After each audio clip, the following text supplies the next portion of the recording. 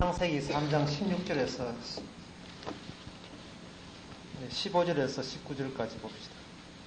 21절까지 봅시다.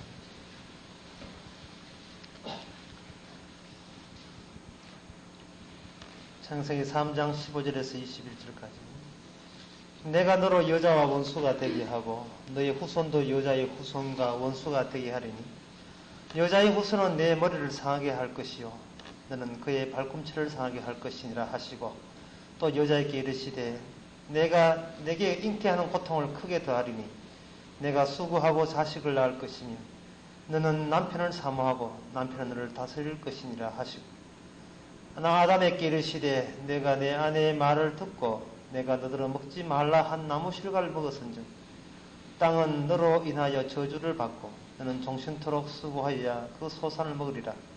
땅이 내게 가시덤불과 엉겅퀴를 낼 것이라. 너의 먹을 것은 밭의 채소인즉 너가 얼굴에 땀이 흘려야 식물을 먹고 필건 흙으로 돌아가리니 그 속에서 내가 취함을 입었으니라. 너는 흙이니 흙으로 돌아가라 돌아갈 것이니라 하시니라.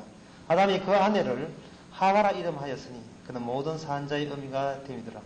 여호와 하나님이 아담과 그 아내를 위하여 가죽옷을 지어 입히시니라. 아멘.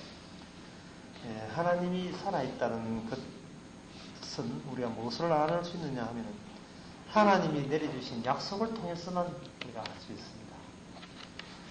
하나님이 주신 이 약속을 통해서만 하나님이 이런 마음을 갖고 있다. 이렇게 생각을 해 주셔야 됩니다.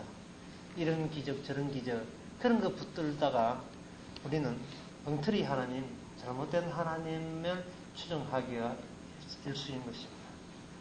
하나님의 자기의 속마음은 오직 하나님의 약속 속에 다 담겨 있습니다. 그러니까 하나님을 너무 모른다 하면 안 돼요. 하나님은 분명히 자기의 말씀, 약속을 우리한테 앞에 내놨는데 왜 우리가 그걸 모른다고 이야기해야 됩니까? 뭐 안 믿겠다, 난 거부한다, 이런 것은 충분히 이해가 되지요. 그런데 하나님에 대해서 뭐 누가 봤나? 하나님이 어떤 분인 줄 알 수 있어야지. 이렇게 하시면 안 되는 겁니다. 하나님이 어떻게 일을 하시는가? 그것은 창세기 3장 15절에 이미 약속했습니다. 여자의 후손과 뱀의 후손이 서로 싸우고 결국은 여자의 후손이 이기는 쪽으로 세상을 몰고 나가겠다. 그걸로 벌써 결정 났습니다. 땅 쳤습니다, 이미. 예. 더 이상 수정도 안 되고 수정도 불가합니다. 변경도 안 돼요. 그리고 오늘 본문에서 제가 말씀드려야 될 남자와 여자에 대한 징벌도 이미 땅 결정 나버렸습니다. 수정이 안 됩니다. 좀 봐주소, 이것도 안 됩니다. 아침에 해가 뜨면 저녁에 해가 지게 되어 있어요. 예. 그 해가 지면 다음에 해가 뜨게 되어 있습니다. 우주의 질서입니다. 우주의 질서가 어떻게 우리가 하소연한다고 바뀔 수가 있습니까? 결정된 거죠. 이 태양의 움직임이 결정된 것처럼 마찬가지로 인생의 운명도 이미 결정난 겁니다. 자연의 질서 속에 포함이 되고 말았어요. 여러분들이 풍선을 가지고 애들 풍선 가지고 놀다가 그만 잘못해가지고 뻥 하고 풍선을 터뜨렸습니다. 그럼 애가 웁니다. 애가 운다고 해서 터진 풍선이 다시 조립됩니까? 다시 공기야 모여라, 풍선아 다시 애 끄서 돌아가라, 이렇게 해서 다시 풍선이 동그랗게 됩니까? 애가 울던 통곡을 하던 풍선은 터진 거예요. 이걸 우리는 터진 풍선으로 현실을 그대로 받아들이면 그만인 겁니다. 그래서부터 시작을 해야 돼요. 어떻게 하면 안 죽을 것인가, 어떻게 하면 오래 살 것인가. 거기에 대한 해답은 청사진은, 설기도는 이미 창세기 3장에 그 밑그림이 다 결정되고 난 겁니다.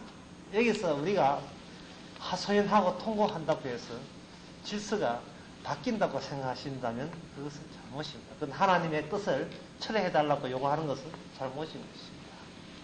하나님의 뜻만, 아까 권사님 기도하신 그대로 하나님의 뜻만 받아들이면 되는 거예요. 문제는 뜻이 뭔지를 몰라서 문제예요. 저요, 뜻대로 살겠습니다. 하나님께서 내 뜻이 뭔데? 그건 제 모르고지요. 그건 내 모르죠. 그러면 뭐냐 말이죠. 뜻대로 살겠다 한다면 그 다음부터 해야 될 할은 그 뜻이 뭐지 하고 뜻을 아는데 매진해야지. 뜻대로 살게 해주옵소서. 뜻대로 살겠습니다. 하나님께서 뜻을 알게 해줄까? 쉽습니다. 부담됩니다. 좀 이따 배우겠습니다. 그럼 앞에 있는 건 뭐냐? 오늘 오늘 하나님의 뜻이라 하는 것은 변경될 수 없고 변기할 수도 없는 겁니다. 우리의 운명이니까 우리가 미리 우리의 운명을 미리 알았다는 그것만 해도 하나님의 큰 복을 받은 걸로 여기시고 더 이상 다른 욕심은 내지 않는 것이 좋습니다.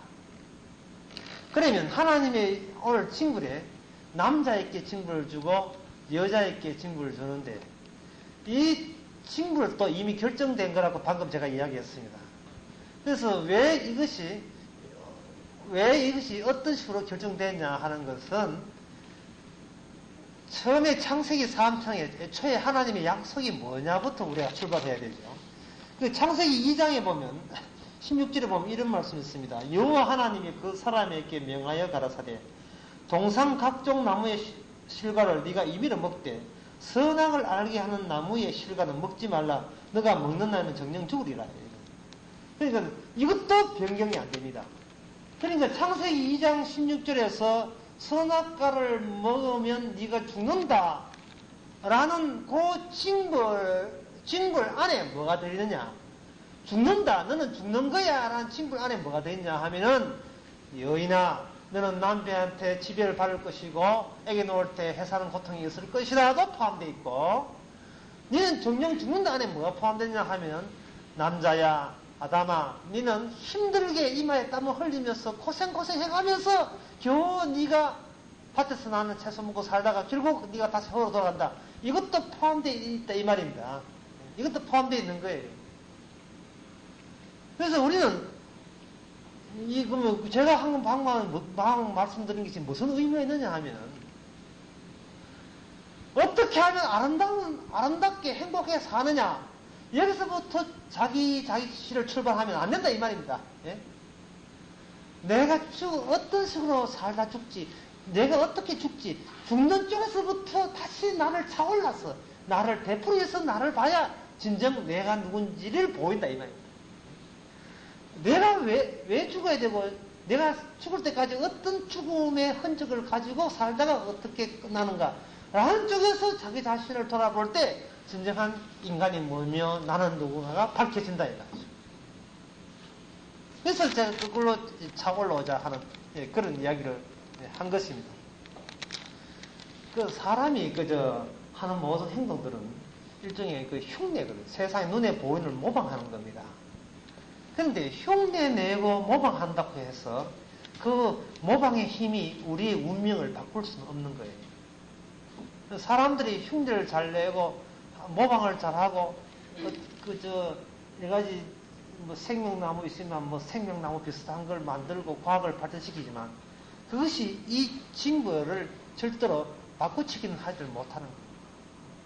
그러니까 이미 이왕 죽는다 했으면 그만 죽는 걸로 여기 주시면 매미야 편하단 말이에요. 이미 우리 운명은 죽도록 되어 있으니까 이 죽는 것을 어떻게 하나님 예수님처럼 모방해서 사는 쪽으로 나가려고 그렇게 모방과 흉내내는 짓은 하지 마세요. 힘을 빼버렸어요. 아예 그 번지 점프 하는 것처럼 하고 두 팔을 벌려버리고 인상을 죽음에다가 맡겨버렸어요. 거기서부터 시작을 해야 되는 거예요. 제가 이렇게 일방적으로 이야기하는 게 아닙니다.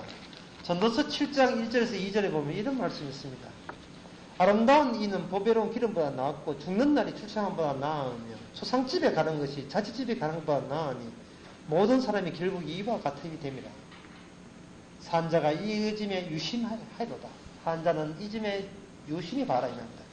다시 말해서 잔치집에 가는 것보다 죽는 날이 출생하는 날보다 나으며 초상집에 가는 것이 자취집에 가는 것보다 나았다 했습니다. 성경에 전도서 7장 1절에서 2절에 이 말씀이 나와 있습니다. 주제 파악을 알려면 초상집에 가거라. 그렇게 되면 네가 출생하는 날보다 오히려 죽는 날을 더 그리워할 것이고 손꼽아 고대할 것이다. 이거 얼마나 획기적인 인생관입니까? 예? 어떻게 보면 굉장히 부정적이고 소극적인 인생관처럼 허무주의처럼 보이지만 얼마나 자기 인생에 자신이 있었으면 죽어도 좋다는 이 말이 그런 말이 나오겠습니까? 왜 이런 성도가 무엇을 믿었기에 도대체 하나님에 대해서 어떻게 빠삭하게 알았기에 이런 대담하게도 내가 죽는 날을 손꼽아 기다린다 할 정도로 이렇게 자신있게 이야기할 수 있겠습니다. 그것은 바로 하나님이 누군가를 자신있게 알았기 때문에 죽는 것도 겁나지 않는다 이 말입니다. 그런 자신감이 생긴 거예요. 이제 오늘 본문에 다시 돌아옵시다. 오늘 본문에서 아담과 하와는 이러한 징조를 받고 어떠한 생각, 어떠한 자신감을 가졌겠습니까? 아담은 여기 19절에 보면 20절에 보면 아담이 그 아내를 하와라 이름하였으니 그는 모든 산자의 어미가 됨이라. 여기서부터 아담은 죽는 것이 두렵지 않았고 자신감을 얻었던 겁니다. 분명히 아까 제가 이야기한 것대로 아담이든 하와든 선악과와 관여된 사람은 다 죽습니다. 여기 징벌 내리는 것도 여자에게 징벌 내리는 것도 네가 선악과 따먹기 때문에 그렇다 하고 남자에게 징벌 내리는 것도 내가 너들을 먹지 말라 한 나무 실과를 먹었은즉 땅은 너로 인하여 저주를 받고 너는 그 저주받은 것 땅 때문에 고생할 것이다 이랬다 말이에요. 모든 것이 선악과와 연관되어서 다 저주를 받고 결국은 죽습니다. 죽는 마당에서 왜 아담은 쥐도 죽고 아내도 죽는데 죽는 아내를 바라보면서 왜 너는 살았다고 이야기할 수 있는 그 자신감, 무슨 진리를 알았기에, 뭐를 눈치챘기에 이렇게 자기 아내의 이름을 생명이라고 지을 수 있었습니까?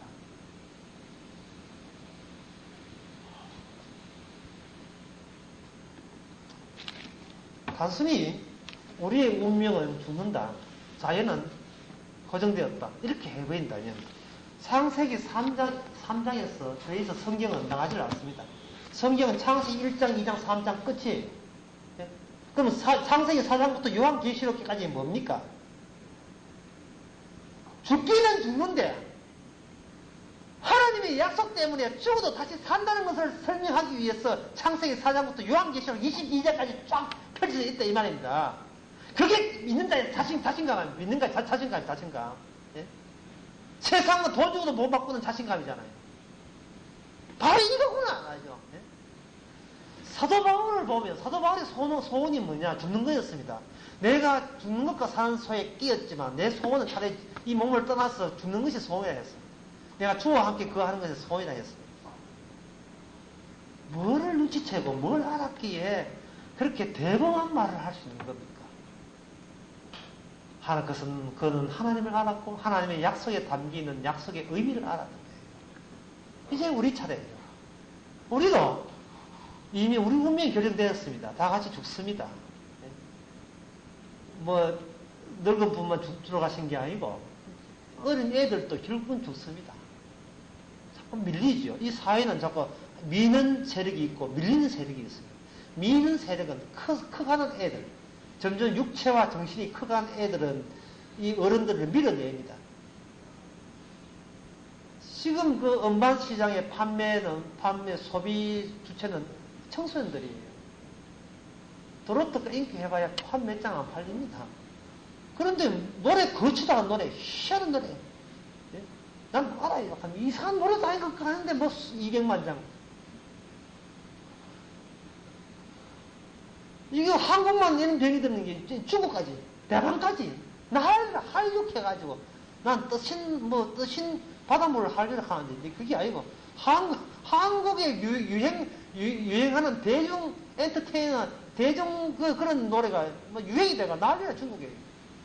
한국 아들만 이상한 아들 아이가 뭐 온 세계 다 그래. 이 젊은 애들이 기성세대를 밀어내고 있어요. 예? 거기에 죽을 자는 죽으라 이 말입니다. 밀어내고 이 사람들 한쪽에 몰려가지고 또 옛날 노래다 낭만을 위해서 그냥 듣고 이거 아주 했단 말이죠. 이처럼 이게 자연 현상입니다. 이걸 섭섭하게 얘기하면 안 됩니다. 안 돼요.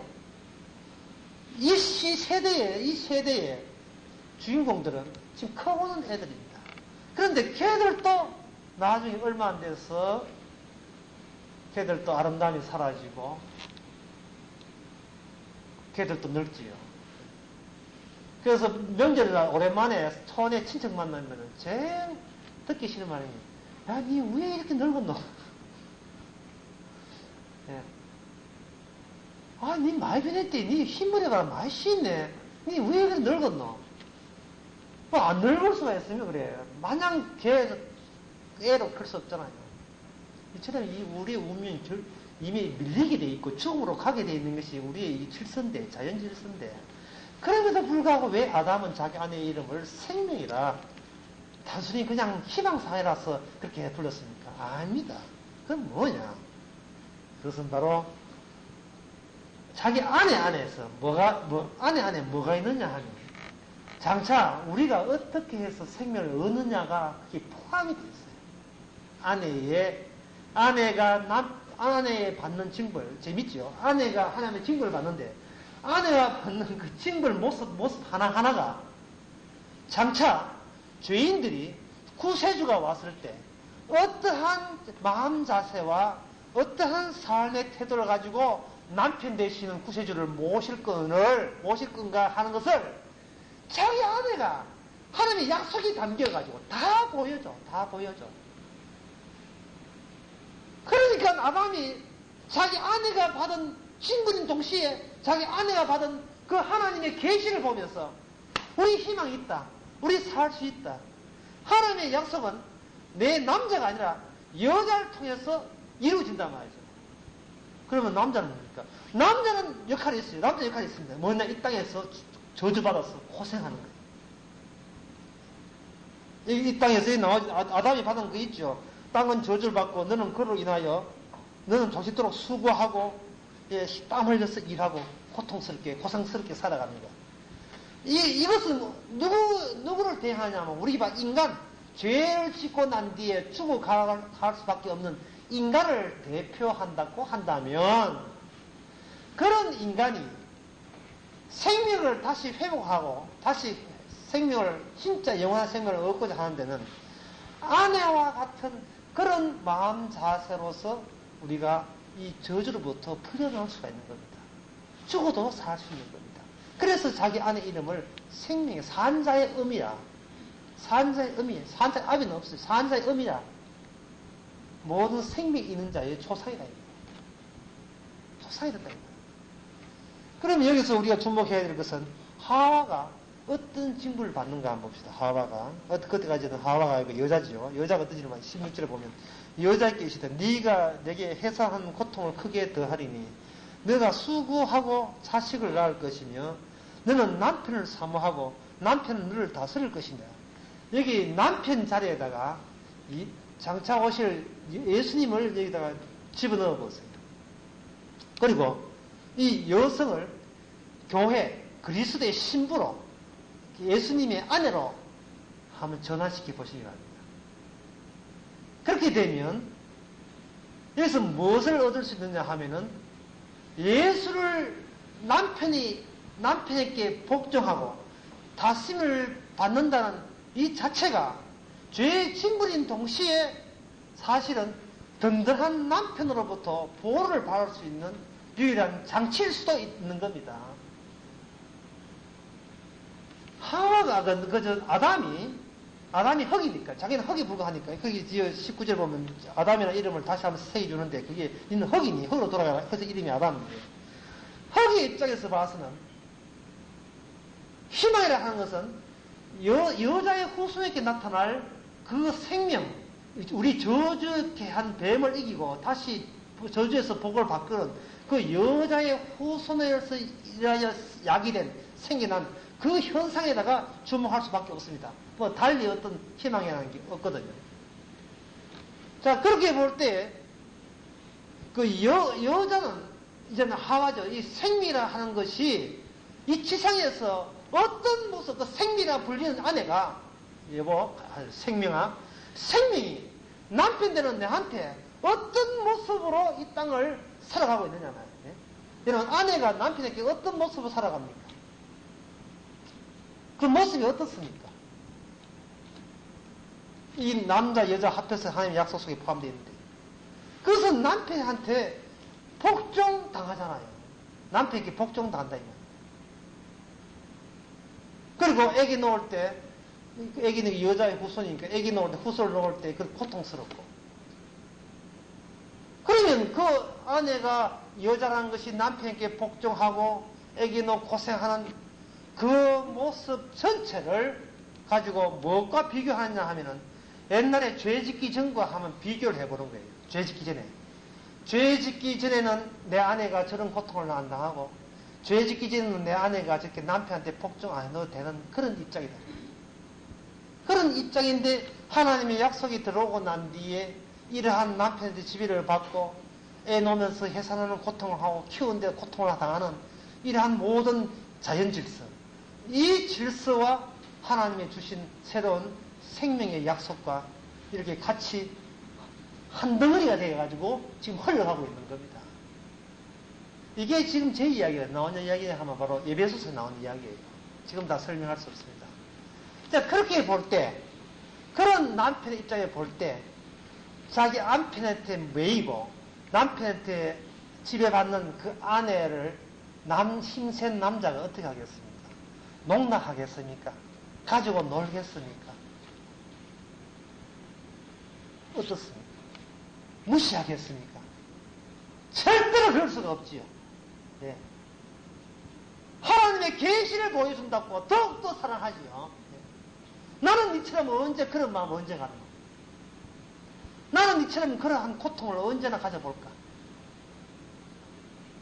장하다 아내야, 훌륭하다 여보. 네? 그런 자세가 됩니다. 바로 남자가 살 길은 여성에게 배우는 길밖에 없어요. 저 여성 옹호론자 아닙니다. 네. 헐이라는 남자가 살 길은 하와는 생명에게만 길을 걸었단 말이죠. 여자에게 배워야 돼. 뭘 배워야 됩니까? 남편한테 복종하는 그 자세를 배워야 돼. 남편한테 복종할 수 있는 그 자세. 네? 교회 와서 주님한테 복종하는 마치 여자가 남편한테 매여 살듯이 교회가 주님한테 매여 사는 그 자체를 교회가 배워야 된다 이 말입니다. 그러니까 하와는 힘을 가졌던 것이고 소망을 가졌던 것이에요. 예? 그 아내의 그 모습을 통해서 죽어도 살 수 있다는 힘을 가진 겁니다. 이게 얼마나 이제 신기한 일입니까? 남자들이 그래서 남자들이 여성을 이해하지 못한 가장 원인은 아기를 놓아볼 경험을 하지 못하기 때문에 아기를 낳아볼 경험을 못하는 거예요. 여성의 입장에서는 아기를 낳는 그 고통과 키우는 고통 가운데서 그 고통 가운데서 이것이 순전히 내 죄값만은 아닌데 이 분명히 남편의 저질에도 이 포함되어 있는데 네? 남편의 욕구와 욕망도 죄성도 포함되어 있는데 왜 죄는 같이 졌는데 당하기는 왜 너 혼자 당하냐 말이야. 꼭 손해보는 것 같기도 하고 내 혼자 희생하는 기분이 들 거예요. 바로 그 희생하는 고통, 아픈 고통을 남자들이 비록 고통은 안 당하더라도 여자를 통해서 지 죄값을 그래서 찾아봐야 되는 겁니다. 저렇게 희생하고 고생하는 거예요. 그리고 또 남자 입장에서 여자가 이해 안 되는 것은 그렇게 남자한테 당하고 그렇게 남자한테 구박을 받았으면 때려쳐보려고 이혼하지. 그럼 그리고 하고 난리냐 말이죠. 예? 처녀든 잘도 혼자 잘 살더라만 왜 혼자 못 살아? 예? 용감하게 니도 나고 헤어져 보고 예? 여자끼리 모이는 카페나 여자끼리 모이는 거 다 가가지고 저끼리 사면 되는데 왜 그렇게 그리고 송곳까지 허벅지를 찌른다는 옛날 말도 있습니다. 요새도 그런 건 모르겠습니다만 왜 그렇게 하냐 말이죠. 그리고 남자 입장에서 더 이해 안 되는 것은 남자라 하는 것은 한 여자를 만족 못합니다. 여러 여자를 이렇게 옮겨 다니면서 그것도 같이 걸치는 것도 골치 아프고 옮겨 다니면서 할 때 좀 남자답고 남자가 한평생 살면서 이런 즐거움도 있어야지. 우리 한 여자만 그래서 즐거움을 찾냐. 나 여자가 세 빌었는데 이 여자 하면 다음 이 여자 옮겨가면서 해야 그게 남자답게 살아온 인생에 사는 보람이 있지. 남자들은 이걸 그냥 바람 피우든 안 피우든 상관없이 공통적으로 그런 생각을 다 갖고 있습니다. 내 아주 오늘 너무 심한 말 하네 지금. 다 갖고 있다고 단정을 해버렸는데 다 갖고 있습니다. 네. 지금 윤리 도덕상 지금 하고 지금 밖에 한 거 참고 있는지 다 갖고 있어요. 그런데 이상하게 우리 남자 심리 같으면 다 그렇는데 왜 여자들은 왜 바람 피우면 같이 바람 안 피우냐 말이죠. 출자 사장 그 남자 왜 한 남자에게만 목이 매느냐 예? 그 내 품에 얼굴을 붓고 나는 울고 싶더라. 울기는 뭐 개그도 울어 밖에 나가 또 남자 하지. 왜 그 내 품에 안개가 울고 싶기는 뭘 울고 싶어. 다 뭐 남자 한두 명이니까 많은데. 그 내 앞에서 왜 내 작아지는가? 왜 키가 작아서 작습니까? 왜 작아지면 왜 작아져요? 왜 자꾸 쭉 늘어나 말이죠. 예? 그렇게 남편 없을 때는 큰 소리 치면 남편 들기만 하다가 막 남편 들어오면 황송해가지고 이제 들어와야 하고 왜 그렇게 저 자세가 내가 살아가느냐 말이죠. 그런데 그 저 자세가 하나님의 징벌인데 그 징벌 받는다고 우리가 남자가 놀리면 안 된단 말이에요. 배울 점이에요. 놀릴 점이 아니고 나는 왜 주님 앞에 저 자세가 안 되는 저런 마음이 안 드느냐 말이죠. 이게 바로 자신의 죽음을 기정사실로 해놓고 어떻게 하면 죽음에서 끝나는 것이나 죽음에서 영생이 이어지는가. 그건 죽어가면서 우리가 배워야 될 숙제입니다. 죽어가면서. 하루아침에 선악과 따먹었다 캣 죽는 게 아니고 선악과 따먹고 죽는 것은 맞아요. 죽음 안에나 하는 것은 우리가 생명 동안 알 수 있는 기회까지 부여되면서 죽어가요. 하나님의 약속을 이해할 만한 그런 기회도 부여되면서 가운데 죽는다고요. 그래야 죽은 다음에 하와 생명이죠. 죽기는 죽지만 생명이잖아요. 끝으로 한 말씀 하고 마치겠습니다. 시편 30편 5절에서 6절에 보면 이런 말씀이 있습니다. 그 노여움은 잠깐이요 그 은총은 평생이로다. 저녁에는 울음이 기숙할지라도 아침이 되면 기쁨이 오로다. 내가 형통할 때 마귀를 영영이 요동치 아니하리라 하였다. 인생이 변해요. 인생은 웃을 때도 웃을 때가 있습니다. 그러나 이 성경에 보면 그래도 영영이 요동치 않는 게 있어요. 하나님의 약속입니다. 우리는 그걸 믿어야 돼요. 울 때 막 죽고 싶고 웃을 때는 오래 살고 싶고 그거 변화되는 그걸 믿을 게 아니고 울 때나 웃을 때나 항상 변하지 않는 것 그것은 내가 죽는다는 사실 그리고 하나님의 약속대로 우리가 산다는 사실 이것만큼은 변하지 않는 겁니다. 그런데 그걸 어떻게 배우느냐 바로 남자는 여자를 통해서 그걸 배워야 돼요. 여자를 통해서 저 마음 저렇게 내 먹다 가는 마음이 아니라 한 남자에게 매여서 죽도록 그것도 미움을 당하면서도 사랑하면서 살아가는 저 여자의 마음, 저 여성의 마음 바로 여성의 후손 바로 그게 바로 희생적인 마음이 바로 예수님의 마음 아닙니까? 우리는 곧 예수의 마음을 여자의 고통 속에서 우리는 읽을 수가 있는 겁니다. 기도하겠습니다. 하나님 아버지 저희들 하나님의 징벌 받는다고 기분 나쁘게 여기지 말고 징벌이 꼭 우리의 복음인 것을 깨닫게 하여 주시옵소서. 힘이 있다고 윽박질지 말고 우리는 낮은 자의 모습을 여수를 통해서 배우고